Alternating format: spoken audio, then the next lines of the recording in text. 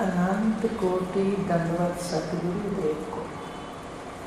कल अपना विषय स्वरूप गीता के माणिक मोती से चल रहा था कि मैं के ऊपर 6 प्रकार के भ्रम। चौथा राज क्या खुला इसमें से उपनिषदों में कि रूप, सबसे पहले जो आकार है आपका, कटिंग है आपकी शरीर की, ये रूप आत्मा में भ्रम है कि मैं स्त्री हूँ, मैं पुरुष। फिर जाति भ्रम है, नाम भ्रम है, हमने रखे हैं। देखो गोत्र, ये भी शरीर के ऊपर कल्पना है। मैं को की कोई गोत्र नहीं है। आश्रम भी शरीर के हैं 4, ब्रह्मचर्य, गृहस्थ, वानप्रस्थ और संन्यास। आत्मा का कोई आश्रम नहीं। मैं पर 6 भ्रम हैं, ये सत्य नहीं। आत्म ज्ञान देने वाले और लेने वाले इन 6 भ्रमों के बंधनों से मुक्त है।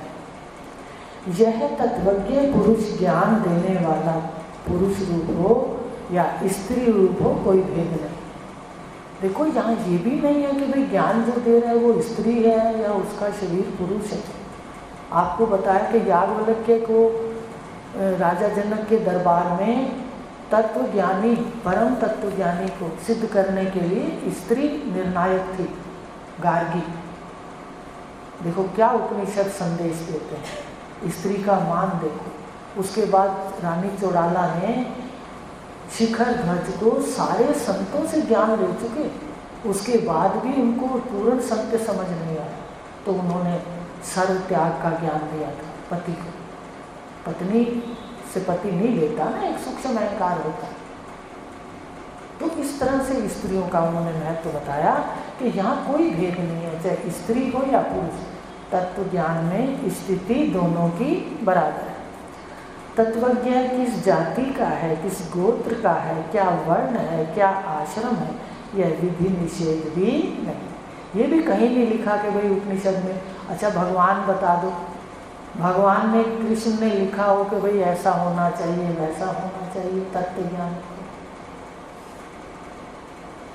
उल्टा दूसरे ध्यान में पूछा तो भगवान ने तो ये कह दिया भाई कैसा हो, भगवान ने कह दिया मन की कामनाओं को सब जब त्याग के हो गए आत्मरति प्राप्त स्थित प्रज्ञों से कहें, सौख्य की लालसा धोई दुख में ही तन।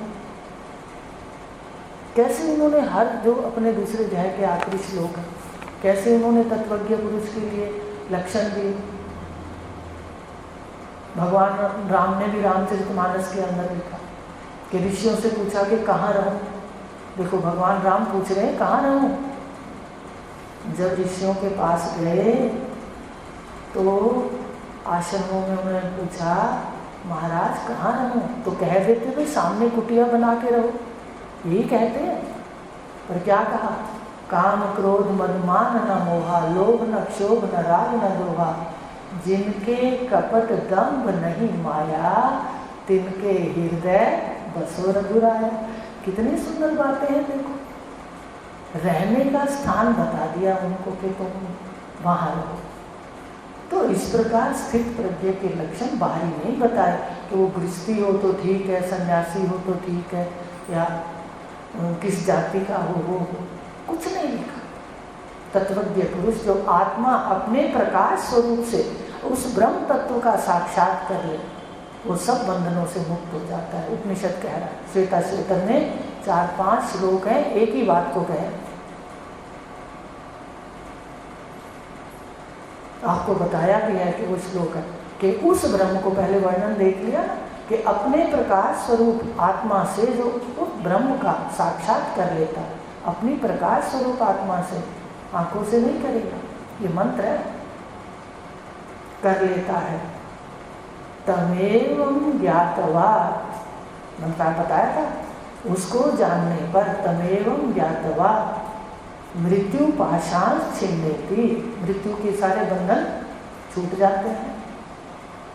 अब इधर नहीं जाएंगे, फिर 5 प्रकार के बंधन भी आ जाएंगे, कौन कौन से।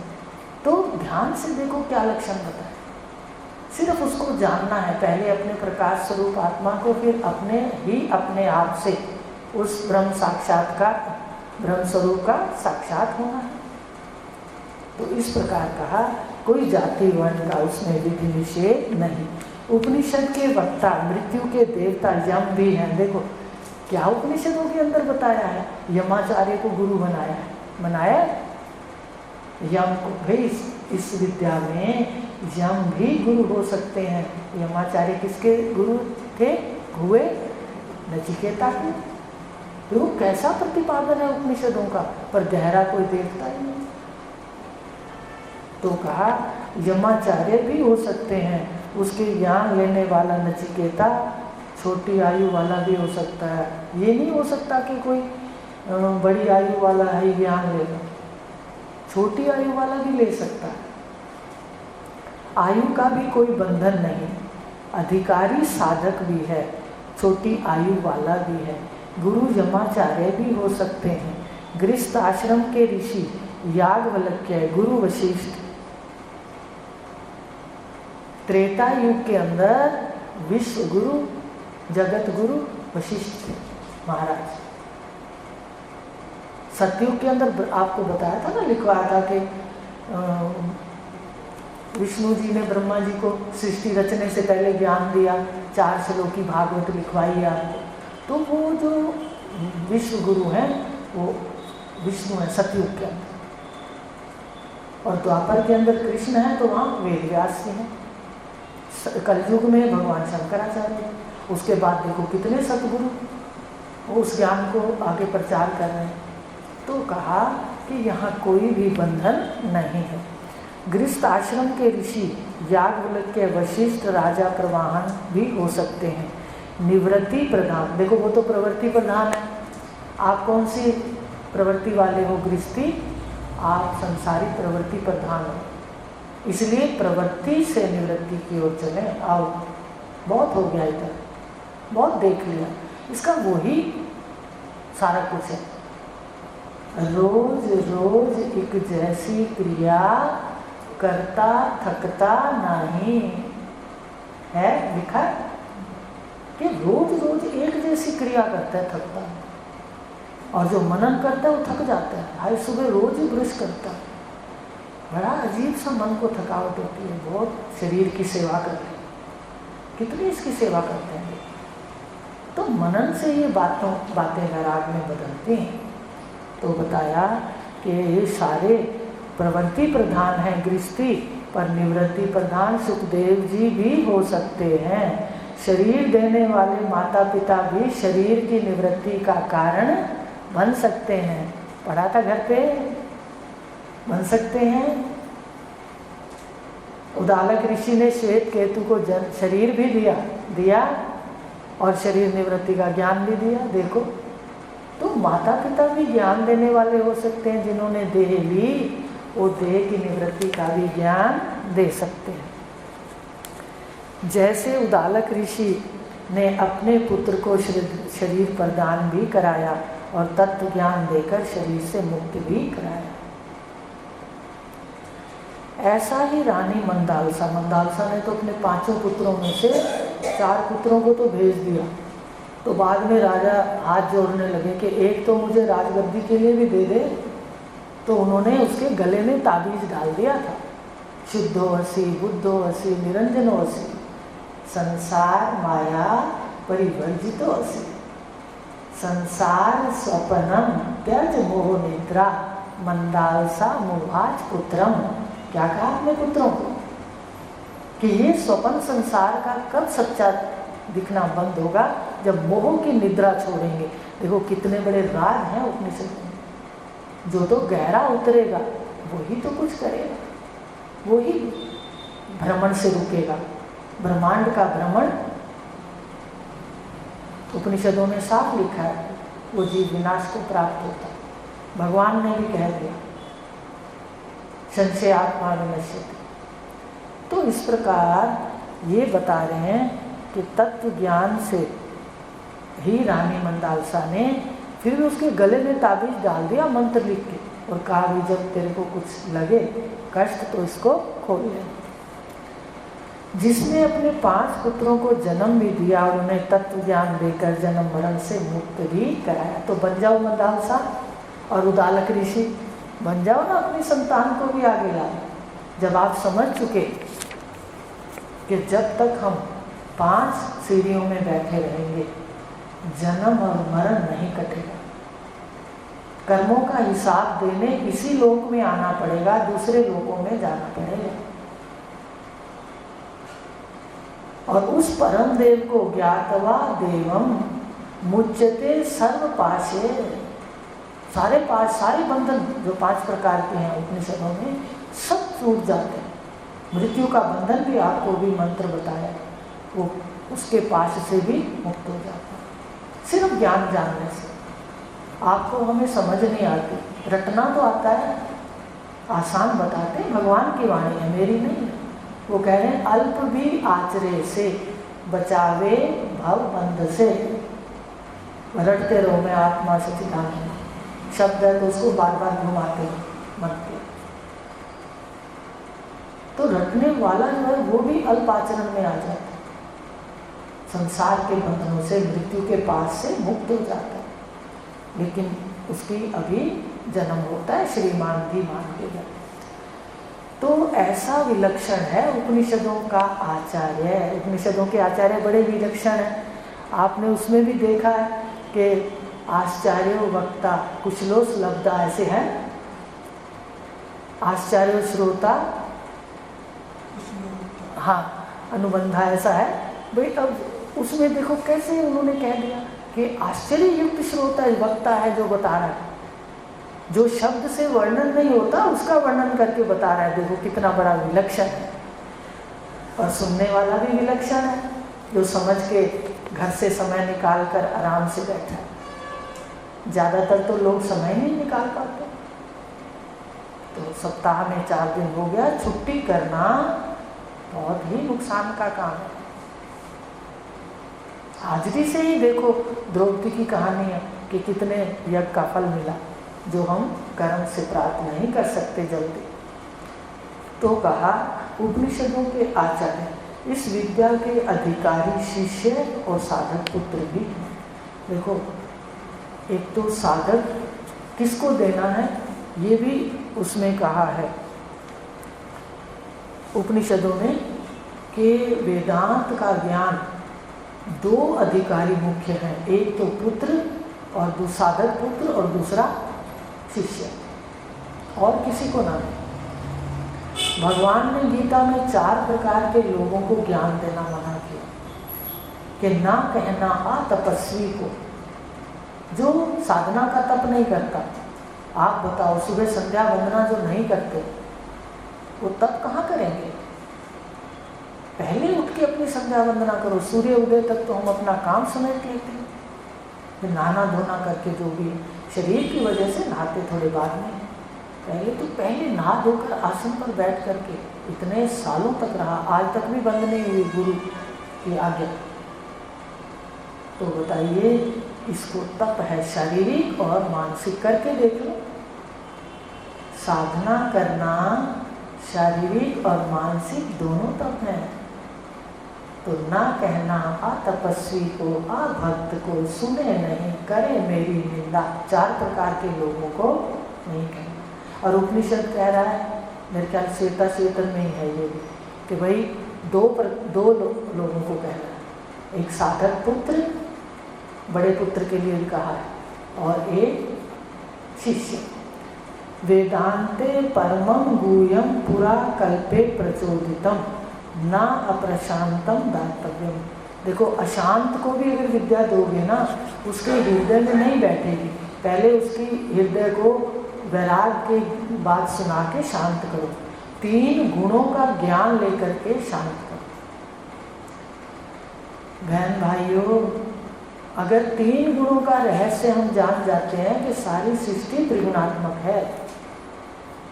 अगर परिवार में सत्य भी है, रज भी है, तम भी है, ये ना सोचें कि सत्य मिलता रहेगा, ये ना सोचें रज ही रहेगा, वहाँ तमोगुण भी है। तो जो लोग ये जान लेते हैं वो फिर आपस में टकरे नहीं मारते शब्दों के, वो छोड़ करते हैं, छोड़ दो बात। इसलिए शिव परिवार आपको प्रेरणा स्रोत लिखा हुआ है ऊपर जो मेरा छपा है, प्रेरणा स्रोत है कि कैसे ही विरोधी गुण हैं शिव परिवार में और रहते सब इकट्ठे हैं। तो ये अपने को ध्यान देना, इसलिए ये सुख रूप है ये ज्ञान। मंदालसा और उदालक ऋषि की तरह अपने संतानों को भी प्रेरणा करें। तो कहा कि ये उपनिषद कह रहा है कि एक तो शांत नहीं है जब तक हृदय, तब तक गुरु की क्या कर्तव्य है कि पहले उसको शांत, हृदय शांत करें, उसके मन की सारी व्यथा सुने। देखो नया साधक तो सुनाए, पुराना साधक जो कथा करे उसकी कथा क्यों सुने बताइए। जब शुरू में आकर 3 गुणों की बात हो गई तो पुराना साधक अगर घर की और शरीर की और सारा दिन ये कि मेरे को ये, मेरे शरीर में ये, अरे बताओ 5 दुखों में उपनिषदों में लिखा है, एक दुख शरीर का, रोगों का, तो इसमें सत्य है, फिर इसका वर्णन क्यों? जब भी वर्णन करो आत्म तत्व का करो। आत्मा वार्य द्रष्टव्य श्रोतव्य मंतव्य, शरीर का थोड़ी सारा दिन चर्चा करेंगे। इसकी जितनी चर्चा करेंगे उतना ही हृदय के अंदर ये बसेगा। इसलिए कामिल पुरुष कभी बात नहीं करने देते, वो कहते बहुत हो गया इसका, अपनी सुनाओ, आपके मन की स्थिति क्या है। तो मन की स्थिति के लिए मनोनिरीक्षण करो और शब्द को चलो। तो ये है चौथा रहस्य कि रूप और 6 जो भ्रम है ये आरोपित है, और फिर इसके लिए आत्मज्ञान साधक और पुत्र को देना है, और पहले हृदय को शांत करना है। कैसे शांत होगा? मान लो आपका भी मित्र है, कोई आया है आपके पास, तो ज्ञान उसको बाद में सुनाए, पहले उससे घर की पूरी, भाई क्या तेरे को दुख है, सारी बात सुने। भले हम उसको अंदर ना ले जाएं, पर उसका तो बाहर, अंदर का जो मान लो दुख है वो बाहर आ जाएगा, फेंक देगा धीरे धीरे। फिर उसको 3 गुणों का दे, सारी दुनिया में है। अगर जिस चीज से हमें सुख मिल रहा है, पद पदार्थ मकान परिवार, परिणाम उसका दुख भी है। क्यों? कहते हर वस्तु में सत्य भी है, रज भी है और तम भी है। तो धीरे धीरे शांति आ जाएगी। तो ये 4 रहस्य हमने पढ़ लिए। आज 5वां और लेते हैं। उपनिषद ज्ञान की एक विलक्षणता है कि इसमें स्त्री पुरुष का भेद नहीं, समाज में दोनों का सम्मान और स्थान बराबर है। देखो अपने पिछली संस्कृति में जाते हैं तो स्त्रियां और पुरुष बराबर के सम्मानित हैं, जिसमें जो प्रतिभा है। लेकिन जो पर्दा प्रथा चली ना, ये मुसलमान काल से चली। सब औरतों को थोड़ा कठिनाई होती थी, राजे महाराजे अपनी मर्जी से चलते थे व्यवहार में, तो दूसरे लोग फिर अपनी स्त्रियों को पर्दे में रखने लगते। ये था कारण, अपने यहाँ पर्दा प्रथा नहीं थी। स्वयंवर होते थे, देखा ना स्वयंवर होकर के, लेकिन स्वयंवर का मतलब ये नहीं था कि भाई हम जिसको मर्जी चाहे वरमाला सारे विश्व में पहना दें।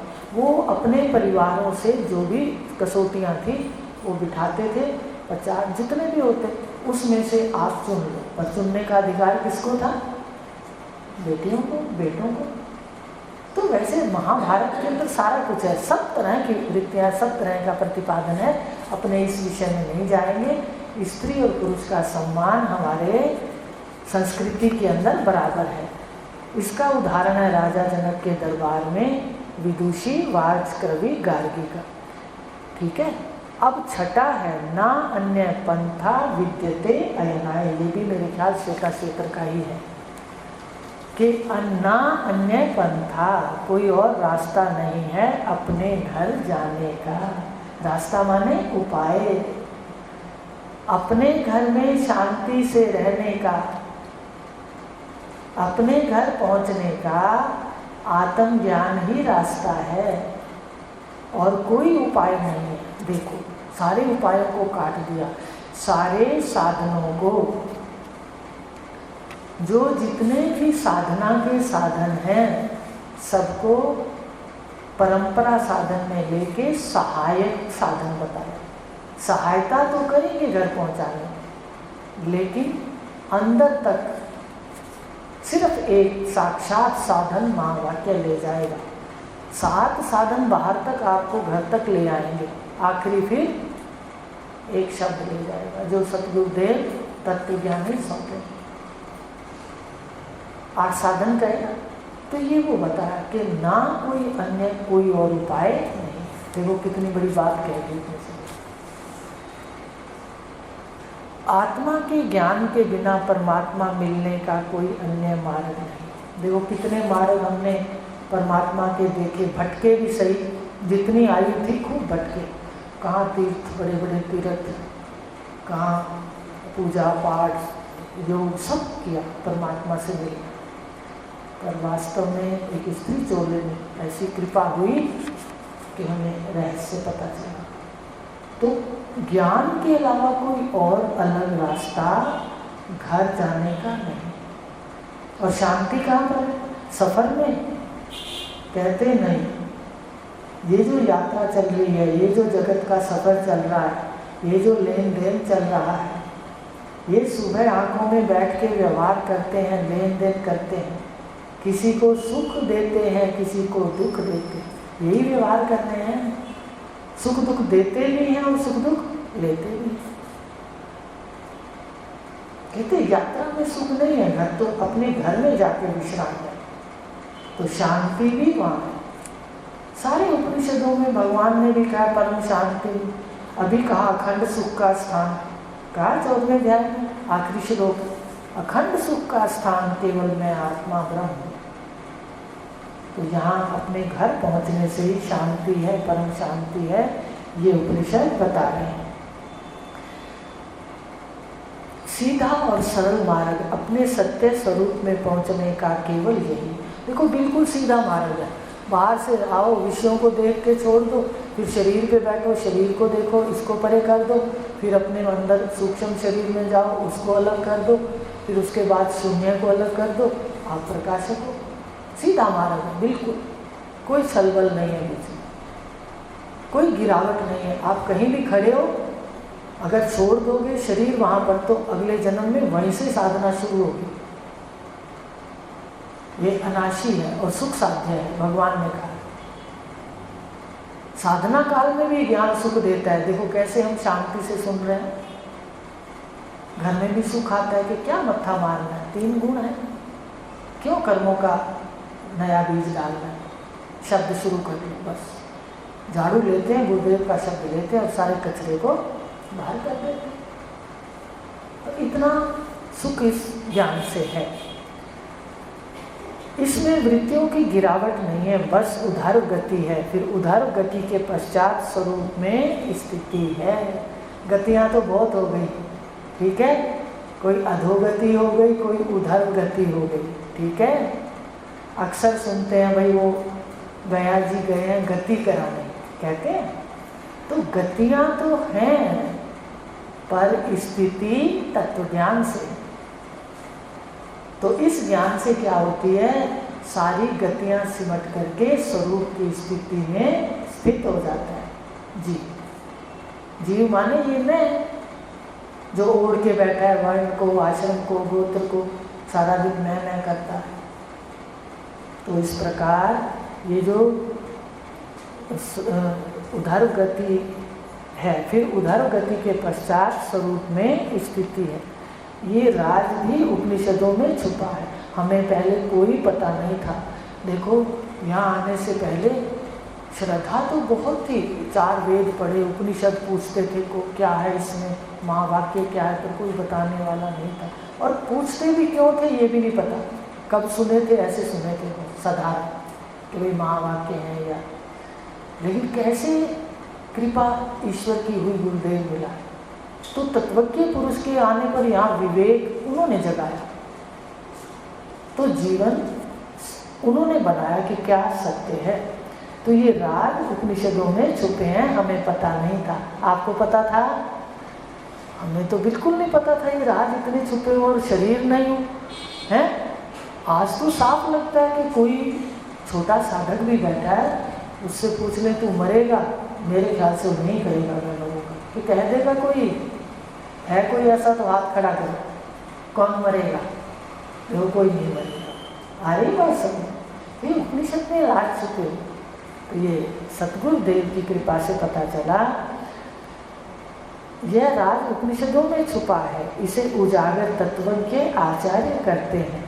व्रत, धर्म, दान, यज्ञ, तप, सगुण उपासना, जो शिवलिंग की उपासना करते हैं सगुण उपासना है, उसका कोई स्वरूप है। जैसे शिव जी के मंदिर जाते तो वहाँ पर मिलता है ओम नमो शिवाय, सबसे पहले कौन सा मंत्र मिलता है? स्वरूप जो है, परिवार से ही बैठे हैं तो ओम नमो शिवाय करते थे, और जब स्वरूप का पता चल गया तो शिवोहम हो गया। ओम नमो शिवाय किसमें बदल गया? शिवोहम में। वो जो शिवलिंग है वो आत्म स्वरूप का प्रतीक है कि कोई आकार नहीं है उसका। जहाँ नमो शिवाय, ओम नमो शिवाय मिला, वहाँ जब स्वरूप को जाना तो वो शिवलिंग साक्षात हो गया। वहाँ तो मिला शिवोहम है, मंत्र है या नहीं है, शिवोहम शिवोहम, और ये भी है ओम नमो शिवाय, हमने ये भी वहाँ बोलते थे। तो देखो कितने रहस्य छुपे हुए हैं हर जगह, इसलिए निंदा का कोई स्थान नहीं बनता। हमें समझ ना आए ये अलग बात है, पर हमारे ऋषियों ने जो प्रतिपादन किया है वो कहीं ना कहीं सीढ़ियों में उनका छुपा हुआ राज है। तो बताया कि किस प्रकार व्रत, धर्म, नेम, सगुण उपासना, तीर्थ आदि सभी परमात्मा प्राप्ति के तो आरंभिक साधन हैं, सीढ़ियाँ। बताया, कई बार बताया आपको। अगर आप व्रत नेम ना करें, अगर पहले वाला सत्संग ना सुना हो, कैसे पता चलता मैं आत्मा हूँ? कैसे पता चलता कि वेद है? तो तप, नेम आदि भी हमारे को साधक बनाते हैं, हमारे मन को साधते हैं। व्रत रखते हैं तो मन सधता है ना, देखो एक बार ही खाना है। तो सारे जितने भी हमने कर्म में किए वो सब इसमें सहायक साधन है, पर साक्षात साधन तो ये श्रवण, मनन और निधिध्यासन भी नहीं। बताया था 8 साधनों में बताया कि नहीं, एक दिन आपको दर्शन होंगे, किताब का थोड़ी रट के आते हैं, साफ दिखता है क्या सत्य। ये श्रवण भी संशय विपरीत भावनाओं को काटने के लिए है और अपने स्वरूप के ज्ञान के लिए। स्थिति तो आपकी अपने आप होगी, तो शब्द में होगी, बस एक में, शिवोहम शिवोहम, कोई भी। तो कहने का मतलब ये जितने अंतरंग साधन है, श्रवण, मनन, निधिध्यासन, ये अति जरूरी है।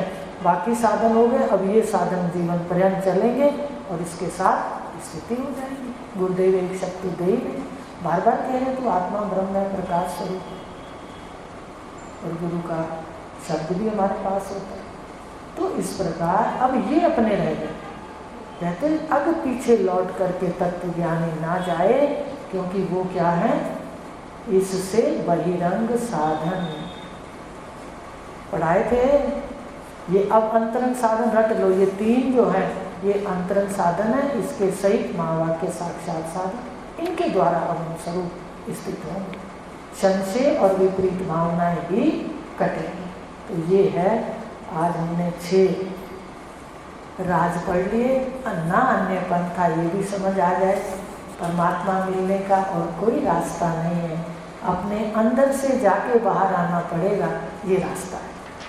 बाहर हम जो घूम रहे हैं वो सहायक साधन तो हैं, अच्छे कर्म तो बनेंगे, तत्वज्ञ पुरुष तो मिल सकते हैं उन कर्मों से, इसलिए साक्षात दर्शन नहीं करें, वो तो महापुरुष ही कराएंगे, तत्वज्ञ पुरुष। अब आपका प्रश्न होगा कि भाई फिर हम बाहर के कर्म ना करें, कहते सब कुछ घर का करो, पर क्या करना है,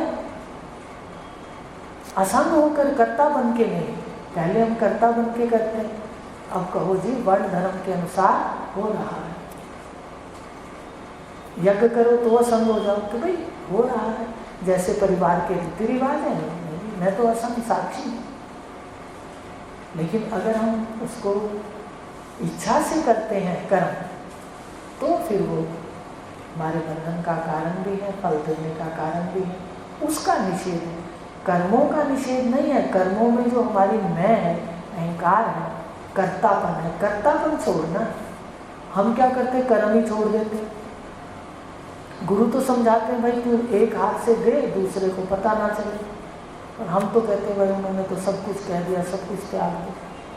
गुरु महान है, पर हम समझने वाले अपने भावों से ज्ञान को उठा लेते हैं। वो दया का उपदेश सुना था ना, दया का उपदेश मनुष्य ने अलग हिसाब से लिया, उसमें दानवों ने अलग हिसाब से लिया और देवताओं ने अलग हिसाब से। इसलिए गुरुदेव बार बार कह रहे हैं कि इस बात का ध्यान दो। कुम्हार की दुकान सजी है, उसके बर्तनों को तोड़ना नहीं है, केवल मिट्टी को जानना है। यहाँ भी ईश्वर की दुकान सजी है, ये सब ऐसे के ऐसे ही रहेंगे घर परिवार, पर केवल जान लो सर्वम खल इदम ब्रह्म मे नाना अस्ति। और जो नाना देखता है, मृत्यु सा मृत्यु मापनोति, यह नानेव पश्यति। कि जो नाना देखता है वो जन्म मृत्यु के चक्कर में रहता है। सारा दिन ये देखो, अंदर ही मैं प्रकाश स्वरूप हूँ, बाहर आंखों में आप मोटी भाषा में रख लो, बहुत काम आता है। आज हमें समझ आया, शुरू में तो नहीं आता था ना। तो इस तरह प्रयास करो। मन के अंदर कोई ऐसा विचार है तो आप शुरू कर दो शरीर का मंत्र, अपने गुरु का मंत्र। आपके पास अगर कोई है तो भी मंत्र शुरू कर सकते हैं। तो आज इतना लेंगे। आज हमने 6 रहस्य, इसको पढ़ के आना क्या छुपे हुए हैं। हरिओम शांति शांति शांति।